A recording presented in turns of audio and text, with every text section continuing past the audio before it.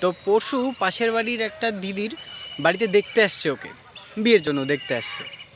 তো আমি গেলাম, আমি তো গেছি মিষ্টি খাওয়ার জন্য, যে দেখি কি একটা কিছু তো পাওয়া যাবেই শেষে। তো গেলাম, গিয়ে আমি পাশ থেকে শুনতেছি কথাবার্তা হচ্ছে। তো মেয়ের মা বলতেছে, দেখেন নিজের মেয়ে বলে বলতেছি না, কিন্তু খুব বাধ্য, ছোটোবেলার থেকেই খুব বাধ্য। আমি বলি, বাধ্যর আগে সরে ওটাকে লাগাবে। তারপরে কিছুক্ষণ পরে বলতেছে খাবার সব রকম বানাইতে পারে, সব রকম খাবার বানাইতে পারে, এবার সে তো আমিও বানাইতে পারি, খাওয়ার যোগ্য হইতে হবে তো এটা। এরকম কথাবার্তা হচ্ছে। তারপরে শুনলাম ছেলেটা আসে নাই, ধরো ছেলেটা একটু পরে আসবে।